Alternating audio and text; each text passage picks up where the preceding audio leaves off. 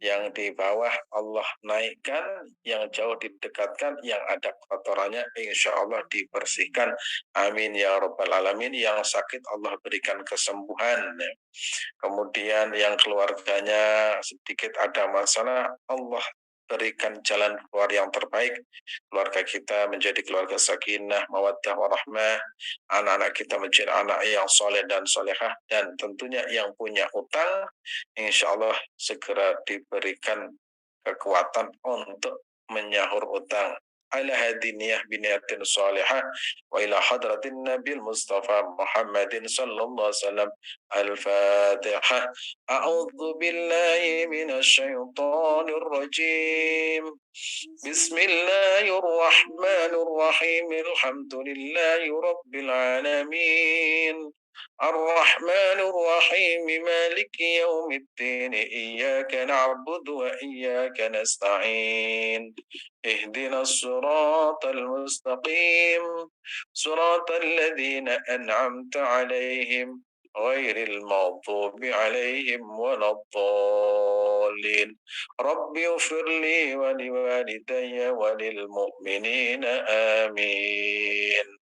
Terima kasih. Bismillahirrahmanirrahim. Kita akan melanjutkan fikih haji yang ketiga ya, Mas Adit ya.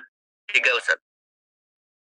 Nanti ini banyak hal-hal yang baru mungkin Bapak Ibu belum pernah mendengar ya, belum pernah mendengar, belum pernah membaca.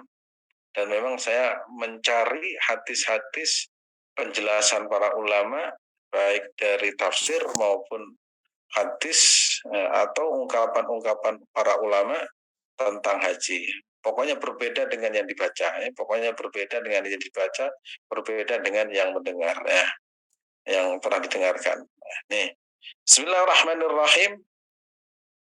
Ya, kita akan membahas tentang fikih haji ketiga, haji mabrur, rezeki makmur.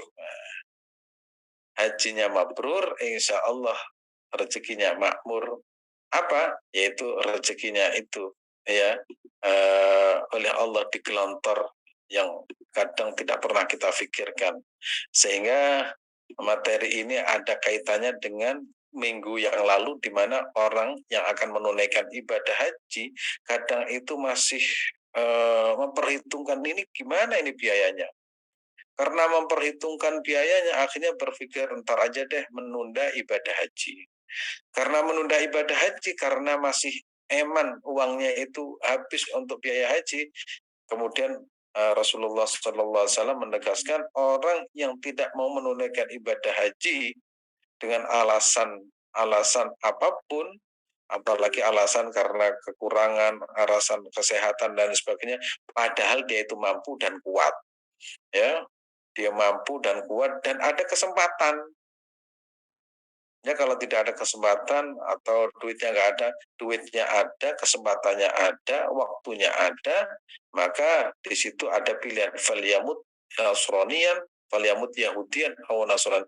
Maka pilih mati dalam keadaan Nasrani atau Yahudi. Ini sebenarnya motivasi dari baginda Rasulullah agar kita itu segera atau mensegerakan haji, sebab kita tidak tahu kita sampai kapan. Ya, apalagi kapan hari ada corona sampai 2 tahun, yang waktunya haji menunda itu 2 tahun. Kena COVID, akhirnya bukan berangkat haji, akhirnya berangkat ke mana Mas Adit? Nah, jadi berangkat haji. Pasti penyesalan ya, menyesal kenapa dari dulu. Iya memang menyesal, itu penyesalan itu selalu di belakang. Kalau di depan itu adalah pendaftaran ya.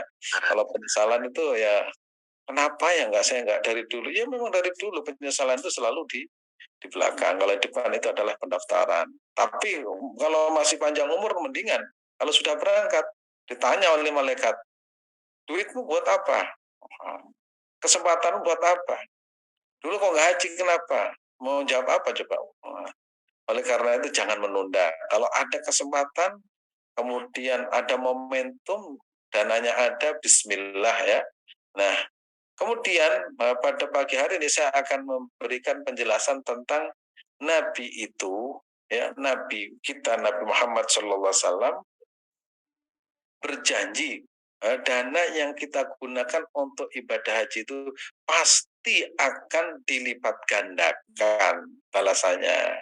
Cuma bentuknya nanti ya berbeda-beda, ada dalam bentuk kesehatan, ada dalam bentuk keluarga sakinah, ada dalam bentuk misalkan punya mantu yang soleh atau solehah, punya komunitas yang bagus ya, atau mungkin dalam bentuk banyak pekerjaan yang menghasilkan, itu kita tidak tahu. Maka selalu husnudzon pada Allah Subhanahu wa taala. Nah, coba kita tampilkan wasabi.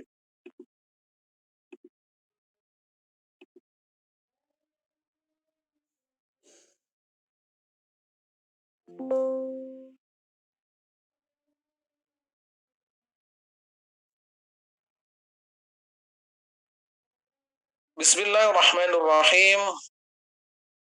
Ya, ini kita kita lihat ya di tampilan. Allah pasti mengganti biaya haji. Jadi kita pasti menggunakan biaya haji. Nah, ada mungkin yang apa namanya reguler ya. Namanya reguler ya gantinya ya sesuai lah. Kalau yang dikeluarkan sedikit ya gantinya ya sedikit. Kalau yang dikeluarkan banyak ya gantinya juga banyak. Nah, ada satu as-sawabu biqadri ay ala qadril masyaqqah. Ya. Pahala itu disesuaikan dengan tingkat kesulitan. Nah, ya, atau dalam ada tulisan lain itu al ajru biqadril masyaqqah ay ala qadril masyaqqah. Balasan itu biqadril masyaqqah, tergantung tingkat kesulitannya. Kalau tingkat kesulitannya tinggi, maka pahalanya juga sangat tinggi. Seperti sholat subuh misalkan. Sholat subuh itu kan harus melawan diri kita sendiri, melawan kantuk, ya, melawan malas, ya, melawan dingin dan lain sebagainya, melawan kasur yang empuk, ya, melawan bantal yang empuk. Ya. Kalau yang masih pengantin baru, melawan ya diri sendiri karena masih baru. Itu semua akan melawan. Selama kita mampu melawan, insya Allah pahalanya itu sangat besar. Sehingga sering saya ilustrasikan begini, orang ibadah di Jakarta atau di tempat-tempat yang sangat eh, tinggi tingkat gangguannya, itu pahalanya luar biasa. Misalkan kita beribadah di Amerika, itu luar biasa pahalanya daripada belajar di mana atau ibadah di tempat-tempat yang mendukung. Apa alasannya? Saya akan berikan alasan.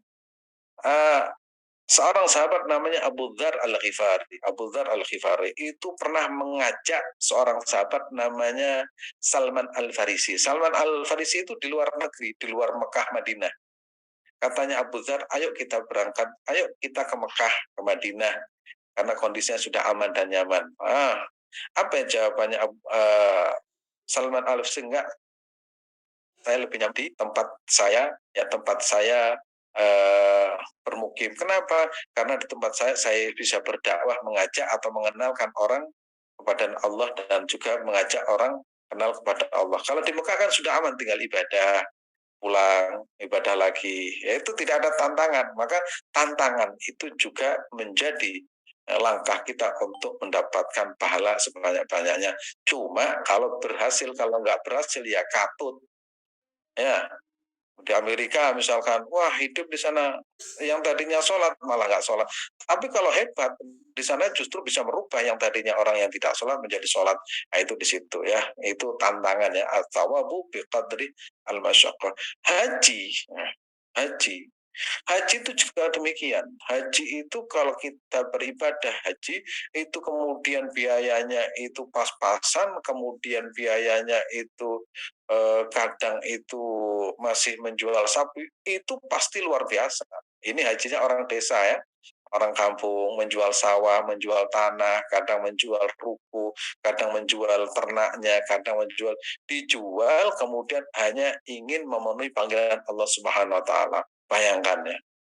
Itu Bapak Ibu punya anak ya, ingin berjumpa dengan orang tuanya, kemudian motornya dijual, datang bersimpuh kepada orang tuanya. Pasti orang tuanya itu bahagia. Oh, anak, kamu semuanya kau jual demi orang tuamu. Sama, kita menjual sawah, menjual rumah, menjual tanah.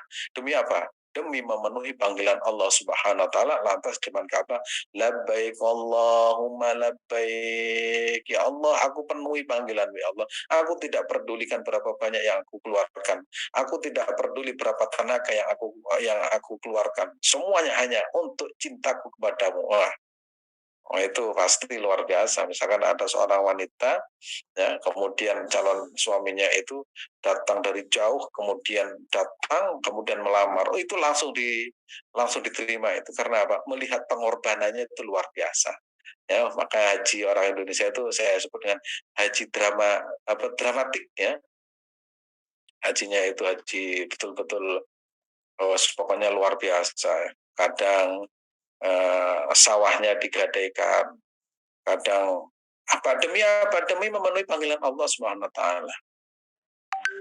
Oh, sholat. Seandainya kalian tahu itu banyak pahala sholat subuh ya, pahala sholat subuh. Seandainya kalian tahu pahalanya sholat subuh berjamaah, pasti kalian akan datang ke masjid dengan jalan apa?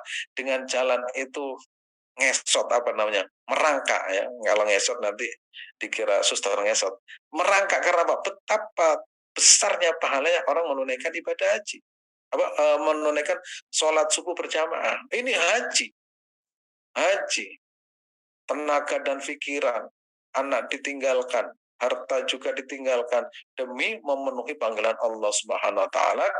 Kemudian mengatakan labbaik ya Allah, aku penuhi panggilan ya Allah. Labbaik Allahumma labbaik la syarika lak innal hamda. Kemudian sana innal hamda, sesungguhnya segala puji. Wan ni'mata, dan segala nikmat. Innal hamda wan ni'mata laka wal mulk. Hanya diperuntukkan kepada Allah Subhanahu wa taala. Pokoknya orang haji itu betul-betul keren tingkat tinggi ya. Nah, hari ini saya akan membahas tentang balasan orang yang menunaikan ibadah haji. Ya, Allah Subhanahu wa taala pasti mengganti biaya haji. Jangan khawatir ya. Sesungguhnya Allah akan mengganti setiap biaya yang dikeluarkan untuk biaya haji dengan berlipat ganda, sehingga tidak ada alasan menunda ibadah haji padahal dananya sudah cukup, padahal dananya sudah cukup, terus sehat walafiat. Ada kesempatan dananya cukup ya, menunda, wah itu. Oh itu sudah nggak tahu, nanti biar Allah yang memutuskan. Tapi yang jelas jangan pernah kita menunda. Karena kita tidak tahu pasti kita sampai kapan. Ya. Kalau bahasa Al-Quran, mada taksibu ghoda, mada taksibu. Kamu mau ngerjakan apa besok? Biasa kadang orang tidur tiba-tiba kebelabas. Tiba-tiba bangun, loh kok gelap gulita, di mana? Kamu di mana? Oh kamu sudah di alam barzah. Loh tadi saya tidur. Oh iya, karena yang membawa ke sini siapa? Anakmu dan orang tuamu. Apa?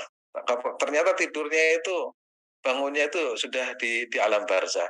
Maka kita kalau untuk kebaikan fastabiqul khairat, hendaknya ya apa? Berlomba-lomba mensegerakan. Nah, yang kedua, biaya haji, ibadah haji diilustrasikan seperti biaya berjuang di jalan Allah. Siapa yang berjuang, maka Allah akan memberikan balasan surga dunia dan akhirat. Artinya, di dunia mendapatkan kebahagiaan, mendapatkan balasan, mendapatkan kenikmatan, nanti di akhirat akan mendapatkan surga yang sesungguhnya, yaitu digambarkan dalam hum wa azwajuhum fi dhilalin 'alal araiki muttaqi'un. Wa azwajuhum, mereka, yaitu wa azwajuhum, dan pasangan mereka, wa azwajuhum fi dhilalin 'alal araiki muttaqi'un. Mereka itu santai ya, santuy-santuy nyaman sambil duduk-duduk di atas sofa menikmati balasan Allah Subhanahu wa taala atas amal kebaikan selama di dunia. Ini jangan khawatir ya, tidak diganti oleh Allah Subhanahu wa taala. Pasti Allah akan mengganti. Cuma begini, jangan sampai kita itu transaksional, berangkat haji kemudian bukti biaya hajinya dibawa. Misalkan bukti biaya hajinya daftar ke Mbak Yuti atau Om Sol, dibawa itu. Ya Allah, ini biaya haji saya di Arafah. Itu diketawain sama tetangga, sama malaikat. Kamu nggak percaya kepada Allah. Kalau usah dikatakan seperti itu, Allah pasti. Terus di multazam, ya Allah, ini biaya hajinya ya Allah. Ini kalau nggak percaya ini tulisannya ya Allah, ini. Oh, nggak harus gitu kalau katanya anak-anak kayak gitu ya Mas Adit ya. Ya, coba kita lihat hadis-hadis yang menerangkan tentang balasan orang haji. Lihat, ketika Nabi menilai, ya, menyebut bilangan balasannya. Nabi itu menyebut bilangannya coba. Ya. Wa an Buraidah radhiyallahu anhu qala Rasulullah sallallahu alaihi wasallam an-nafaqatu fil haji kad-nafaqatu fi sabilillah. Dari sahabat Buraidah radhiyallahu anhu, semoga Allah meridainya, beliau berkata, qala Rasulullah sallallahu alaihi wasallam, Rasulullah telah bersabda, an-nafaqatu, nafaqah itu apa? Biaya yang kita gunakan untuk ibadah haji, ya. Berarti kalau misalkan ibadah haji bayarnya berapa? Misalkan kalau reguler itu 56. Berarti yang 56. Yang 56 eh, itu disebut dengan nafkah, ya. Nah, terus ada biaya-biaya lain, misalkan bikin paspor, itu juga termasuk. Ada biaya lain lagi apa? Naik angkot, bensin yang keluar, itu biaya apa, bensin, biaya apa namanya, Dexlite dan lain sebagainya, itu semuanya masuk kategori an-nafaqatu, ya, nafaqah. Mungkin ya, makan dan minum semuanya akan diperhitungkan oleh Allah Subhanahu wa taala. Maka di sini an-nafaqatu fil haji kan nafaqati fi sabilillah. Nafkah biaya fil haji untuk menunaikan ibadah haji kan nafaqati seperti biaya fi sabilillah, seperti biaya di dalam berjuang di jalan Allah. Ad-dirhamu, satu dirham bisa bemi'ati dha'fin, satu dirham nilainya seperti 700 lipat ganda. Kalau dulu kan dirham, kalau misalkan di Indonesia uh, satu rupiah itu nilainya sab'umi'ati dha'fin, ya, sab'umi'ati dha'fin, sampai 700 lipatan. Wah, ini sudah nggak bisa dihitung. Ini kalau misalkan biaya haji reguler 56 juta, totalnya mungkin ada sekitar 70 juta, tinggal dikalikan 700. Nah, kalau kemudian haji plus misalkan 300 juta, tinggal dikalikan 700. Nah, kalau foroda yang 400 tinggal dikalikan. Nah, itu semua Allah akan menggantinya. Cuma cara Allah itu berbeda dengan cara bank. Ya. Allah itu rahmatnya begitu luas. Kadang Allah menggantinya dengan sehat walafiat. Kemarin ada yang cerita, ya, karena sakit dan lain sebagainya. Kemudian setelah pulang, ya, kemarin eh, ada yang cerita waktu reuni kemarin, begitu pulang itu sembuh. Coba itu kalau dihitung biaya itu berapa banyak biaya itu.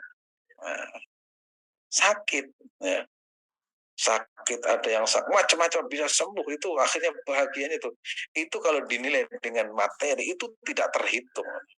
Nah, itulah salah satu kemuliaan orang yang menunaikan ibadah itu adalah rahmat dari Allah Subhanahu wa taala.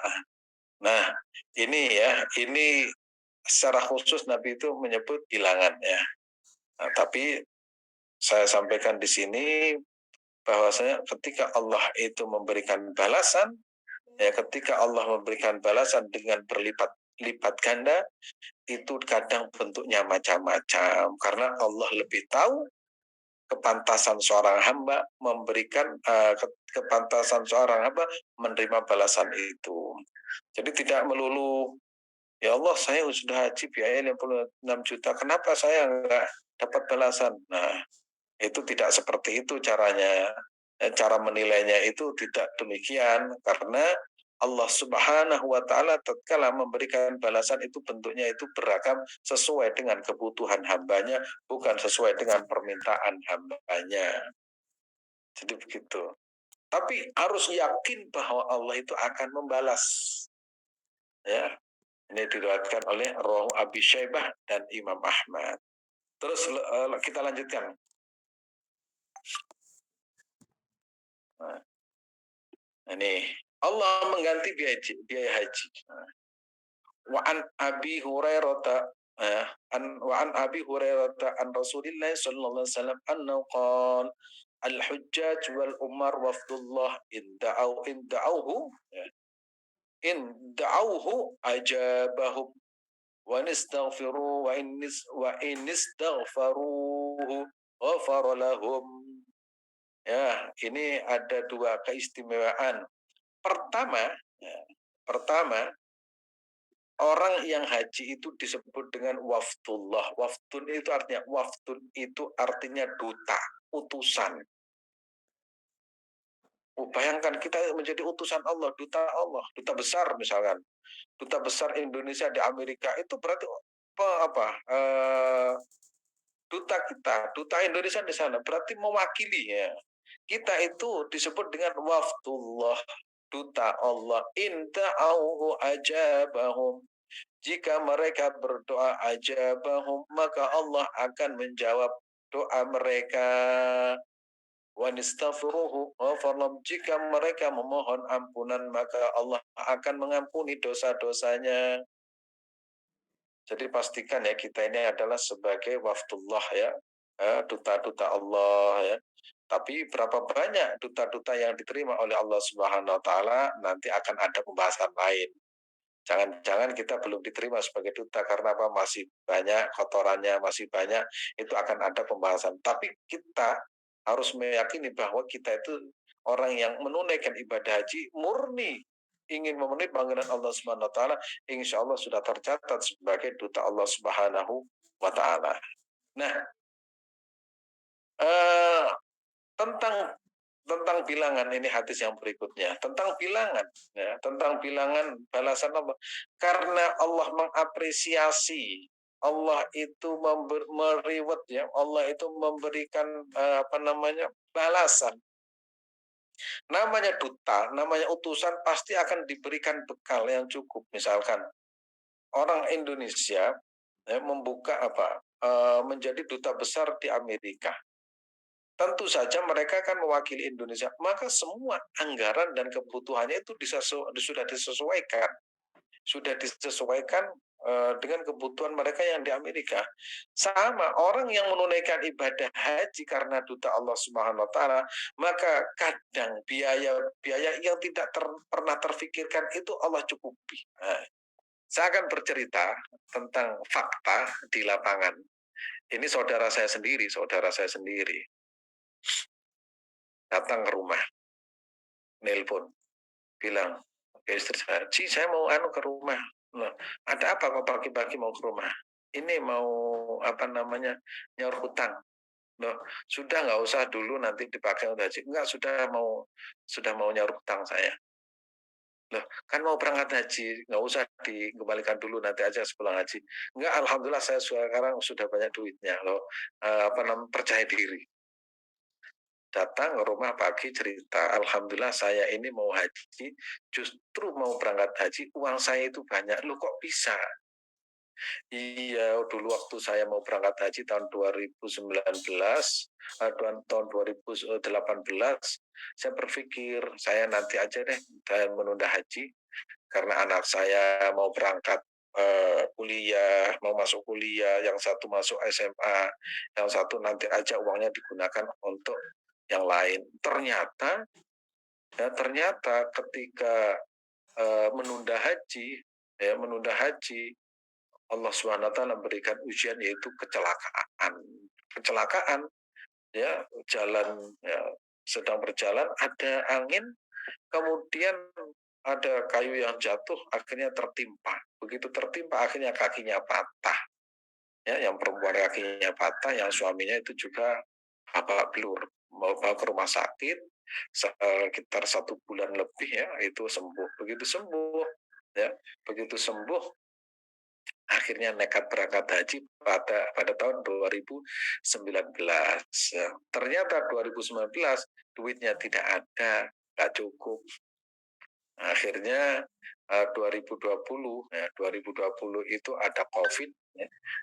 2020 2021 ada COVID, maka tertunda 2 tahun. Akhirnya begitu tahun 2022 nggak punya duit, sudah nekat Bismillah saya akan memenuhi panggilan Allah Subhanahu wa taala. Nah, semuanya diurus, begitu semuanya diurus, akhirnya duitnya itu lebih pelunasannya lebih, ya untuk biaya anaknya ada, bahkan utang-utang yang ada di tetangganya temannya itu bisa disauri semua. Karena apa? Saya itu heran dulu ketika punya uang itu saya gunakan yang lain, justru saya tidak bisa berangkat haji. Sekarang niat berangkat haji karena Allah SWT, justru duit saya itu banyak, termasuk datang ke rumah yaitu nyaur hutang. Ini adalah merupakan miracle. Maka orang yang menunaikan ibadah haji semata-mata memenuhi panggilan Allah SWT, maka Allah tercukup. Karena apa? Karena dia adalah duta Allah. Karena duta Allah, maka segala keperluannya insya Allah dicukupi oleh Allah Subhanahu wa taala. Maka di sini karena duta waktullahi inda'ahu ajabahum, jika mereka berdoa akan diijabai oleh Allah.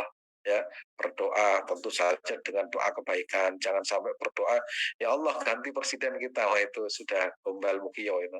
Yaitu doanya apa? Ya Allah jadikanlah keluarga kami sakinah mawaddah warahmah, jadikanlah anak-anak kami menjadi anak yang soleh dan soleha, menjadi penjaga agama, menjadi ahli Quran gitu, negara kami aman dan sentosa, ya itu doa-doa yang insya Allah sampai ke langit yang ketujuh. Kemudian wa innistaghfiru, jika mereka memohon ampunan, maka Allah akan mengampuni mereka. Ya Allah, aku mohon ampunanmu, aku pernah menyakiti kedua orang tuaku, aku telah menyakiti anakku, menyakiti pasanganku, aku menyakiti tetanggaku, ya Allah, di tempat ini, di Mekah, di Arafah, di Muzdalifah, aku memohon ampunanmu ya Allah, karena sesungguhnya Kau Maha Pengampun. Nah, akhirnya itu, maka di sini ghafaralahum, maka Allah akan mengampuni dosa-dosa mereka. Makanya orang yang baru pulang haji itu wajahnya ada cahayanya glowing, karena apa? Allah telah mengampuni dosa-dosa mereka. Ya. Terus kita lanjutkan.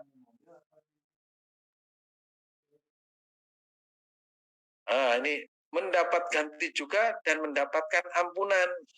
Ya. Kurang apa Allah? Sudah dapat ganti, dapat ampunan.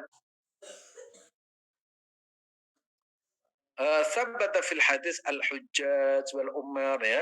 Ini malah double. Ya. Malah double. Al-hujjaj wal umar, jamaah haji dan jamaah umroh. Ya, jamaah haji dan jamaah umroh. Nah, jamaah haji dan jamaah umroh ini. Al-hujjaj wal umar. Ya, jamaah haji dan jamaah umroh. Nah, ini wafdullah. Jadi tidak hanya haji, umrah juga demikian. Jamaah haji dan jamaah umrah, wafdullahi, utusan Allah, insa'alu, jika mereka meminta, insa'alu a'tu. Kemudian wa inda'u ujibu, jika mereka berdoa Allah jawab. Wa in anfaku ukhlifu alaihim, jika mereka mengeluarkan biaya ukhlifu alaihim, Allah ganti. Akhrajahu Tam Ar-Razi. Ini saya kutip dari kitab namanya Khasa'is Al-Ummah Al-Muhammadiyah dari karya Said Muhammad Al-Maliki.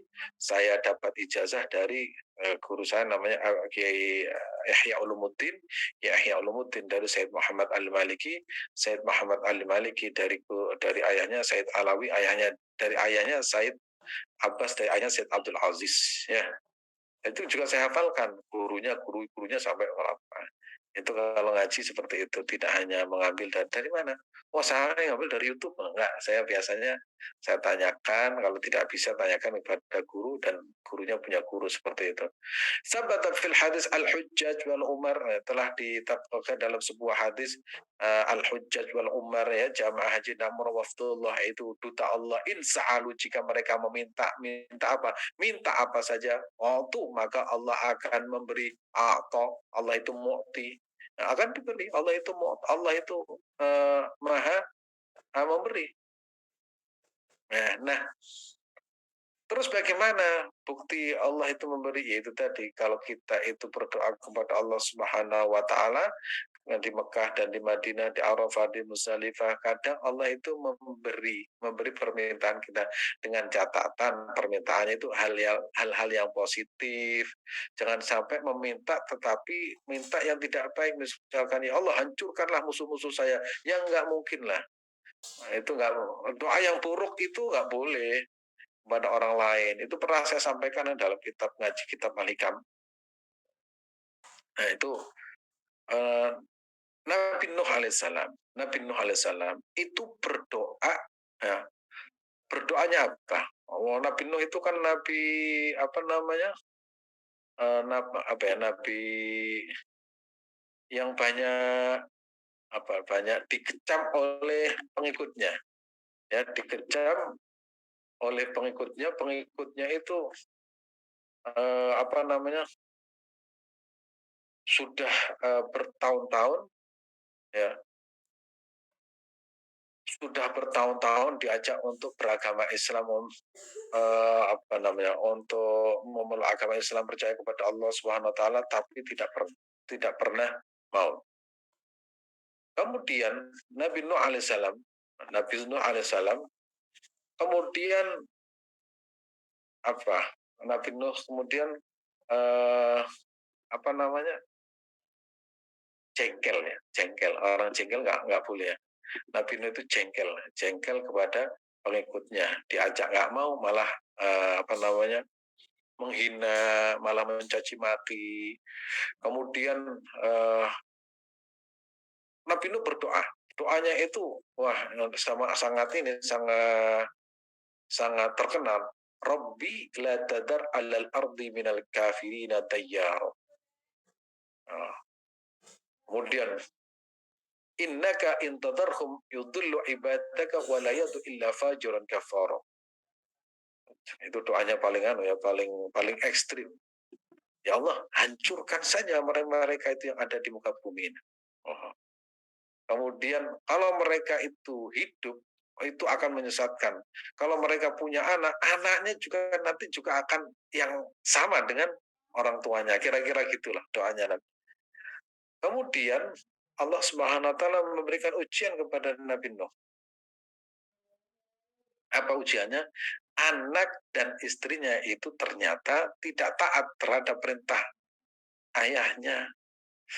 Karena tidak taat kepada ayahnya, akhirnya Allah jawab, bagaimana mungkin engkau memerintahkan aku, kata Allah, memerintahkan aku untuk menghancurkan hamba-hambaku sendiri. Sekarang kamu rasakan bagaimana kondisimu, bagaimana rasanya ketika anakmu dan istrimu itu tidak taat kepadamu. Akhirnya diuji untuk dirinya sendiri. Makanya jangan pernah mendoakan keburukan kepada orang lain, ya.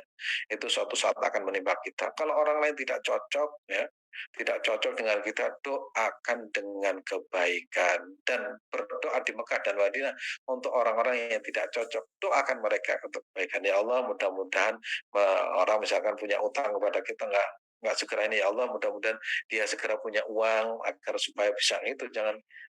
Jangan doanya kepada wah mati sekalian supaya melarat sekalian, itu nggak boleh. Itu seperti nanti kalau menimpa kita gimana. Wah, maka itu ya perlunya belajar ngaji itu seperti itu. Kita tahu bagaimana konstruksi berpikir para ulama dan juga guru-gurunya sampai pada baginda Rasulullah Sallallahu Alaihi Wasallam. Jadi mintanya yang baik, ya. In sa'alu u'tu wa in da'u ujibu wa in anfaku ukhlifu. Jika mereka mengeluarkan biaya akan diganti bagi mereka. Ini teksnya haji dan umroh, ya. Berarti Bapak Ibu mau haji, mau umroh itu juga sama. Sehingga jangan khawatir tidak dibalas, pasti Allah akan balas. Cuma itu cara Allah Subhanahu wa taala. Kemudian wa fi riwayatin, dalam sebuah riwayat yang lain, innallaha ta'ala yaqulu li malaikati. Kemudian Allah Subhanahu wa taala memerintahkan, mengatakan kepada para malaikat, akhlifu lahum ma anfaqu. Malaikat tolong ganti, ya, ya, tolong ganti bagi orang yang haji ya, biaya semuanya. Ini tentu malaikat yang pembagi rezeki ya, malaikat pembagi rezeki. Ini jelas ya. Innallaha ta'ala sesungguhnya Allah ta'ala yaqulu li malaikati berkata kepada para malaikatnya wa akhlifu lahum ma anfaqu dan gantilah wahai malaikat lahum bagi mereka orang yang menunaikan ibadah haji dan umrah ma terhadap barang atau terhadap harta anfaqu yang dikeluarkan untuk biaya haji dan umrah ya. Kemudian di hadis yang lain annal hajja ya annal haja dirhamuhu bi arba'ina alfan. Satu dirham itu nilainya bi arba'ina alfan. Arba'in 40.000 ya, bi arba'ina 40.000. Berarti sudah tidak terhitung ya.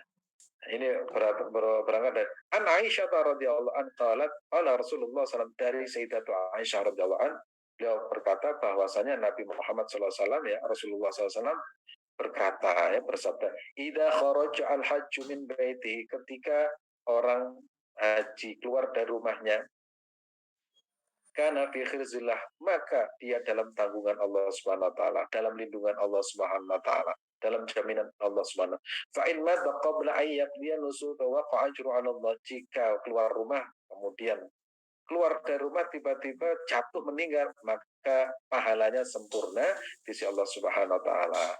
Dulu ada orang haji jatuh kemudian meninggal dunia maka pahalanya sempurna. Ini keluar dari rumah mau berangkat umrah atau haji meninggal itu pahalanya sempurna di sisi Allah Subhanahu. Kemudian wa in baqi hatta qadana wa in baqi hatta qadana kalau belum sampai selesai. Kemudian kalau sampai selesai, ghufira lahu ma taqaddama min dzambi wa ma ta'akhkhara. Kalau belum selesai sampai pelaksanaan semua ritual haji selesai, apa? Dia akan mendapatkan ampunan atas dosa-dosa yang pernah dilakukan dan dosa-dosa yang akan datang. Wa infaqut dirhami dan satu biaya satu dirham nilainya wa infaqut dirhami alwajh fi dzalika alwajh ya'dul arba'ina alfa alfin bima siwahu satu dirham yang dikeluarkan ya dalam urusan haji nilainya apa arba'in alf alam 40.000 ya, dirham. Wallah ini hadis riwayat Imam fil qura. Nah, mudah-mudahan kita semakin yakin bahwa haji yang kita kerjakan karena Allah Subhanahu wa taala, maka Allah akan mengganti ya dan bentuk gantinya itu terserah Allah Subhanahu wa taala dan mudah-mudahan Allah Subhanahu wa taala mencatat kita semua, mentakdirkan kita semua orang-orang yang ditakdirkan menunaikan ibadah haji ya entah itu melalui namanya panggilan Allah kemarin saya jelaskan entah itu biaya sendiri atau dibiayai banyak orang atau menjadi petugas haji itu semuanya adalah panggilan Allah Subhanahu wa taala atau biaya sahih haji sahih apa sumbangan wong akeh haji sahih itu sumbangan wong akeh banyak orang ya barangkali itu Mas Adit saya kembalikan waktunya kepada Mas Adit terima kasih. Baik, terima kasih Ustadz Azim jazakallah khair atas ilmunya pagi hari ini sangat bermanfaat Bapak Ibu ya mudah-mudahan menambah kekuatan kita menambah kuat niat kita untuk bisa melaksanakan ibadah haji ya Bapak Ibu. Tadi sudah kita dengarkan bagaimana balasan orang berhaji dan sebagainya. Sekali lagi mudah-mudahan ya bisa menambah niat kita untuk lebih kuat berhaji dan mudah-mudahan ya Allah berikan kita rezeki banyak bisa daftar haji semua. Amin ya rabbal alamin.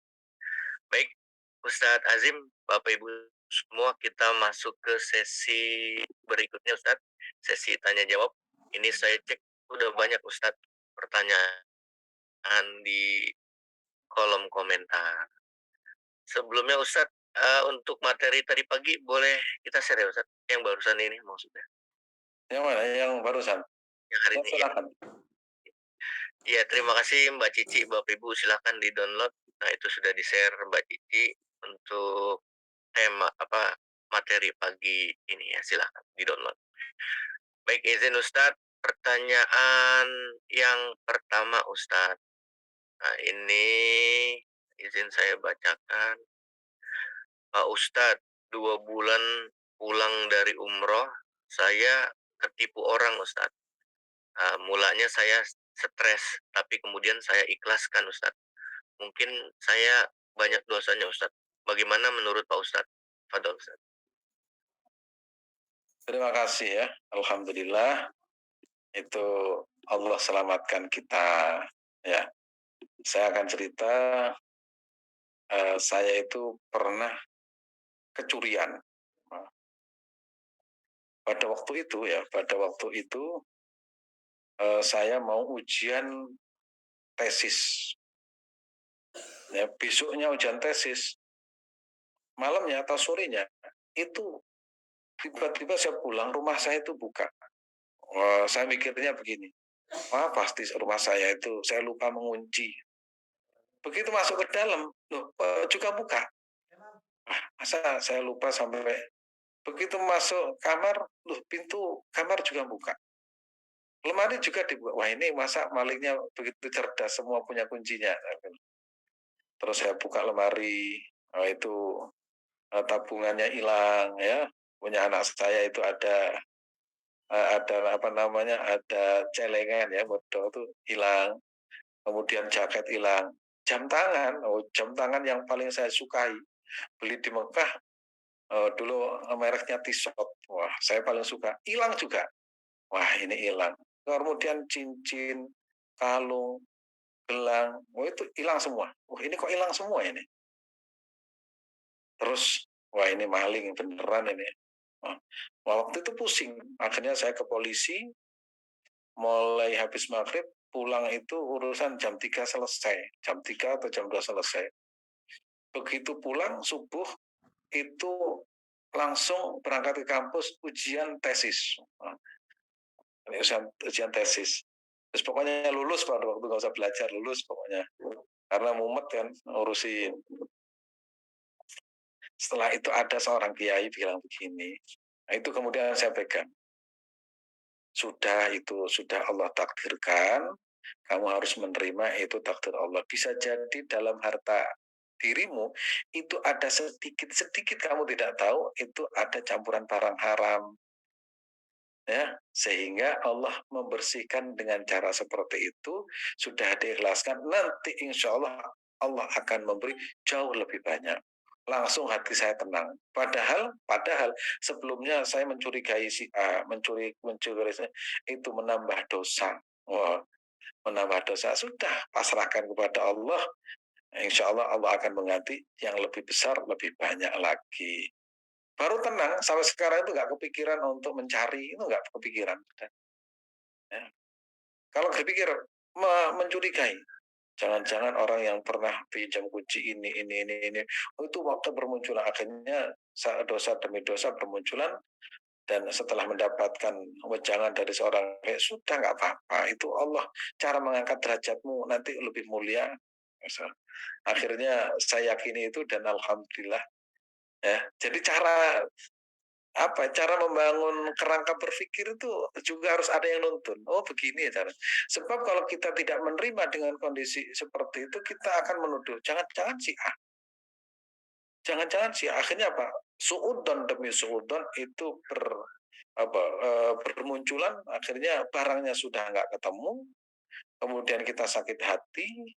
Setelah sakit hati, akhirnya menambah penderitaan yang tidak berujung. Nah, akhirnya pasrah kepada Allah Subhanahu wa taala, yaitu menerima takdir Allah Subhanahu wa taala. Ternyata betul Allah mengganti ini dan itu yang tidak pernah kita pikirkan dan tidak pernah kita bayangkan kalau Allah itu mengganti, dan gantinya itu tidak pernah kita pikir begitu banyak. Wa in ta'uddu nikmatallahi la tuhsuha. Jadi caranya seperti itu. Jangan berpikir begini, jangan-jangan saya banyak dosa. Jangan. Ini barangkali cara Allah untuk apa? Untuk mengangkat derajat Kita mulia karena apa? Menerima takdir Allah Subhanahu wa taala. Gitu ya. Tapi kalau kita mampu mencari dan orangnya jelas, ya itu masuk kategori hukum. Silakan urusannya dengan hukum dilaporkan. Cuma pusing juga ngurusi hukum. Datang berkali-kali ke polisi, barangnya nggak dapat, mumet lagi. Wah, yang saya tidak suka seperti itu. Ya, itu pengalaman pribadi saya menghadapi, karena waktu itu jumlahnya juga besar. Jumlahnya besar. Emas yang saya beli untuk istri saya, juga hadiah-hadiah waktu menikah habis semua. Tidak tersisa sedikit pun. Nah, itu kan tambah mumet kalau kita pikiran. Tapi kita punya Allah Subhanahu Wa Taala, yukti, yang Allah itu yukti, Allah itu memberi, yarzuk, Allah itu memberikan rezeki. Gitu, Mas Adit. Masya Allah. Baik, terima kasih Ustadz Azim. Baik, pertanyaan berikutnya Ustadz. Izin tanya Ustadz, apa beda balasan untuk orang yang pergi umroh dengan berhaji Ustadz? Mohon pencerahannya. Kalau melihat teks hadis tadi itu al-hujjaj wal umar al-hujjaj jamaji dan al-hujjaj wa waftullah. Jadi posisinya itu sama, statusnya sama. Cuma tadi saya mengawali as-sawabu ay al-ajru biqadri al-masyaqqah. Tingkat kesulitan semakin tinggi akan semakin besar pahala yang diterima oleh orang tersebut. Haji itu disebut itu jihad. Sehingga pasti balasannya itu luar biasa. Kalau umroh itu kan hanya 4 hari, apa 5 hari selesai. Kalau haji, mempersiapkan fisiknya, melompar jumrohnya, itu sudah pahala sendiri. Kemudian mabit di Mina itu pahala sendiri. Kemudian di Musdalifah maju sendiri. Kemudian di Arafah itu juga pahala tersendiri. Jadi lebih berat proses ibadah haji itu. Jadi tentu saja pahalanya lebih banyak. Tapi keduanya itu digambarkan sebagai buta Allah Subhanahu wa taala. Gitu Mas Adit. Baik, terima kasih Ustadz. Oke Ustadz, pertanyaan berikutnya. Assalamualaikum Ustadz, izin bertanya. Benarkah gelar haji di Indonesia itu bikinan penjajah? Bukan, gelar haji itu panggilan dari Allah sendiri untuk orang-orang yang sedang melaksanakan ibadah haji. Maaf Ustadz, soalnya fakta di masyarakat kita ini terlepas dari suzon ya Ustadz. Konon katanya ramai orang Indonesia pergi ibadah haji dan umroh untuk meraih gelar haji, bukan semata-mata karena lillahi ta'ala. Ini rumor yang banyak beredar di masyarakat. Bagaimana cara menyikapi perihal ini Ustadz? Mohon pencerahannya. Terima kasih. Jangan percaya sama Belanda. Belanda jajah kita malah percaya. Ya. Kalau kita ke Mekah itu panggilannya apa kalau nggak tahu namanya? Haji. Haji. Masa orang Arab dijajah Belanda? Jadi itu sebenarnya haji itu secara otomatis kalau kita tidak tahu namanya di Mekah itu dipanggil haji. Padahal orang Arab itu tidak pernah kenal Belanda kan, nggak pernah dijajah Belanda. Karena apa? Tidak tahu namanya. Itu pertama ya. Yang kedua ya, haji itu bukan sebagai gelar, tapi haji itu sebagai makom. Makom itu posisi. Sehingga orang kalau sudah dipanggil haji itu memposisikan diri, ya Allah saya tidak pantas. Masa Pak Haji bermaksiat, masa Pak Haji selingkuh, masa Pak Haji korupsi. Itu akhirnya menjadi menjadi rem sendiri untuk kita agar tidak berbuat lebih buruk lagi. Oleh karena itu, filosofi haji itu menggunakan busana putih. Ya, busana putih. Kenapa busana putih? Dalam berikram itu putih, kenapa? Ada yang menjawab, biar tidak sama dengan dukun. Nah, gitu. Jadi filosofinya, orang yang menunaikan ibadah haji pakai busana putih, itu kalau kita menggunakan busana putih, kalau ada noda merah atau hitam, itu yang dilihat itu pasti yang merah atau yang hitam. Sehingga kalau orang yang udah menunaikan ibadah haji kemudian main judi, ya nggak pantas. Akhirnya apa? Menjadi rem bagi kita untuk tidak berbuat maksiat. Maka kita lihat positifnya seperti itu. Saya sudah haji berarti kualitas ibadah saya harus ditingkatkan. Saya sudah haji ya, berarti kualitas sholat malam saya ditingkatkan. Saya sudah haji berarti kualitas baca Al-Quran saya itu ditingkatkan. Saya sudah haji berarti kualitas itu harus ditingkatkan. Sehingga haji yang melekat pada dirinya itu adalah bentuk apa? Bentuk ya, apa namanya, bentuk penghambaan seorang kepada Allah Subhanahu wa taala sehingga akan menjadi lebih baik ya.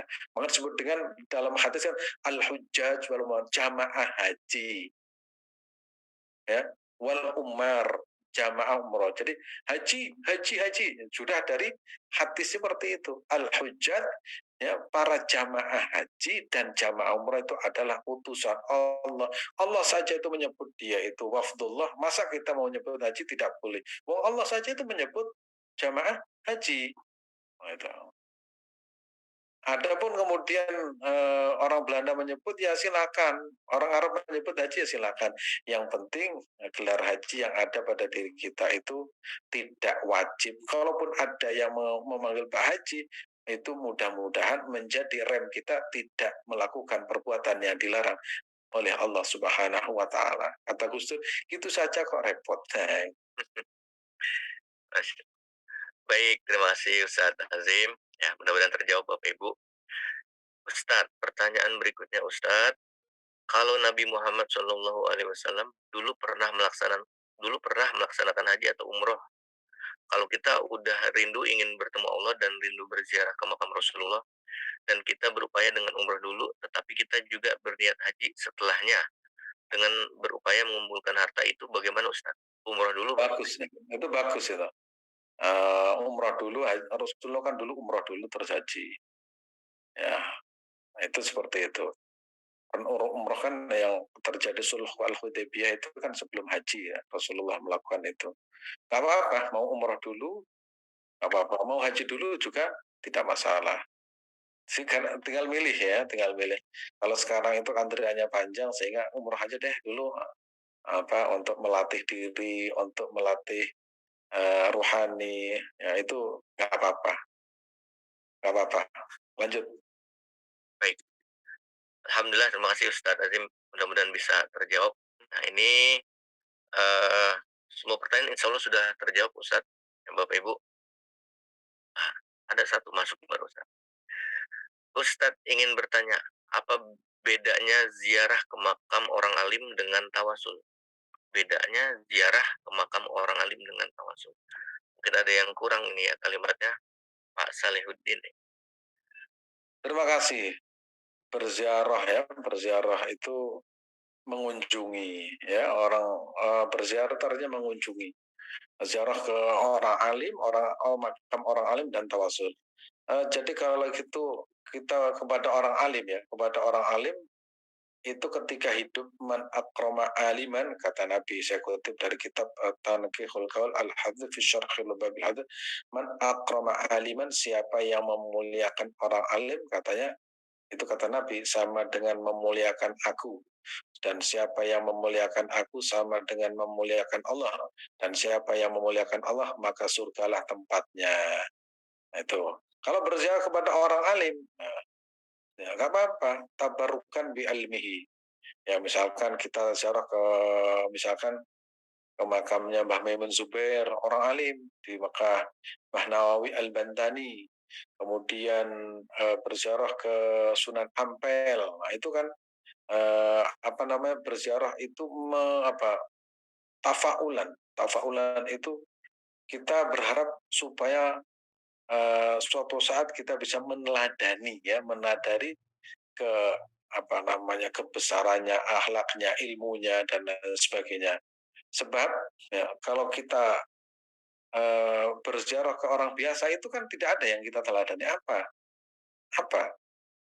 Tapi kalau kita mengingat misalkan Imam Nawawi, Imam Bukhari ya, Imam Bukhari kan sering diziarah Imam Bukhari di Uzbekistan itu.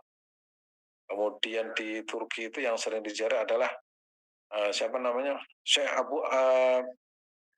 sahabat Abu Ayyub Al-Ansori. Kalau di sini ada sahabat Nabi namanya siapa namanya? Saya belum pernah ke sana di. Gimana Ustaz? Ada sahabat Nabi itu di Cina ya. Itu semuanya orang berziarah karena apa? Mengenang kehebatan dan kemuliaan mereka sebagai orang yang berilmu dan sebagai kekasih Allah Subhanahu wa taala. Jadi kita itu terinspirasi untuk meniru mereka. Ya. Berbeda kan mau kemana? Ke makamnya misalkan ada tokoh misalkan tidak punya ilmu sama sekali, apa yang mau diteladani? Tapi kita meneladani adalah mereka. Kalau tawasul ya, tawasul itu membaca, tawasul itu begini Mas Adit. Berdoa langsung kepada Allah. Iya, tapi kita harus melihat yang mengajarkan doa kita itu siapa. Makanya kita itu harus punya mata rantai. Saya dari guru saya, gurunya, nah itu namanya apa? Mata rantai. Nggak bisa langsung langsung ke Allah saja. Ya tetap kita bisa berdoa itu juga atas bimbingan seorang guru. Maka jangan sampai kita menafikan atau meniadakan guru kita. Jadi kita ada gurunya guru sampai pada Rasulullah Shallallahu Alaihi Wasallam. Itu Mas Adit. Baik, terima kasih Ustaz Azim. Ustadz, Bapak Ibu semua, pertanyaan terakhir ya, ini dari Ibu Wiji. Bagaimana hukumnya jika kita mau berangkat haji atau umroh, kita berziarah ke makam ayah dan ibu kita yang sudah meninggal dulu, Ustaz? Bagus itu, sangat bagus. Nabi kita Nabi Muhammad SAW ketika berada di Madinah itu berziarah ke makam ibunya. Berada berada berada di mana? Di Abwa, jaraknya itu sekitar 100 hampir 200 kilo lah dari Madinah. Nah, masa kita di Jakarta nggak mau makam, nggak tahu makam ibunya, itu kan juga konyol banget ya istilahnya seperti itu. Nabi saja itu jarak hampir 200 kilo ditempuh untuk berziarah ke makam ibunya, ya. Kemudian kita mengatakan kan tidak ada tuntunannya berziarah ke makam ibu atau orang tua. Nabi saja melakukan. Loh, Nabi kan cuma sekali. Ya sama, Nabi itu tidak setiap hari sedekah. Tapi kenapa kita sedekah tiap Jumat? Nah, ya, Nabi itu tidak setiap hari. Nabi itu misalkan eh, apa namanya sedekah. Nabi juga tidak selamanya puasa Senin Kamis. Tapi kenapa kita puasa Senin Kamis terus menerus? Jadi satu kali pernah dilakukan Nabi selamanya akan menjadi sunnah Nabi Muhammad Shallallahu Alaihi Wasallam. Maka Nabi itu hanya mencontohkan satu kali sehingga kita boleh berkali-kali. Nabi itu haji satu kali, kita boleh berkali-kali sampai ada yang 10 kali, 20 kali. Ya. Nabi itu tawaf naik onta, ya. Tapi kita justru berjalan, tapi boleh kemudian naik skuter, nah gitu ya. Ini ya, ada pelajaran khusus. Jadi Nabi itu pernah sekali berziarah ke makam ibunya ketika beliau ada di Madinah dan itu menjadi bukti bahwa berziarah ke makam orang tua itu adalah sunnah Nabi Muhammad Shallallahu Alaihi Wasallam. Jadi kalau orang berziarah ke makam ibunya, orang tuanya berarti telah melaksanakan perintah Nabi Muhammad Shallallahu Alaihi Wasallam, pahalanya sangat besar. Jangan kebalik misalnya, ibumu di mana? Saya nggak tahu makam ibu saya. Waduh, anak gimana ini?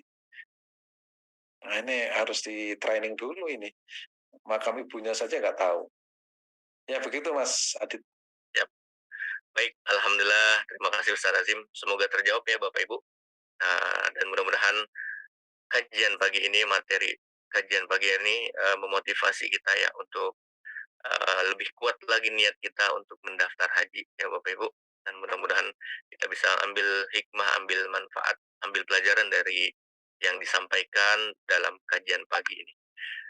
Baik, alhamdulillah Bapak Ibu, Ustadz Azim, terima kasih banyak ya. Kita sudah masuk ke sesi terakhir ya. Kita akan akhiri, kita akan sempurnakan kajian kita pagi hari ini dengan ditutup doa. Tapi izin sebelumnya ada beberapa informasi yang akan kami sampaikan terlebih dahulu, Bapak Ibu. Oke, dan sekedar info juga, kajian yang kita selenggarakan untuk fikih haji ini kita rekam di YouTube ya, di YouTube Unleash. Bapak Ibu yang ingin ingin melihatnya kembali, silahkan hubungi tim Miski Tours. Nanti kita akan berikan link rekaman pagi ini.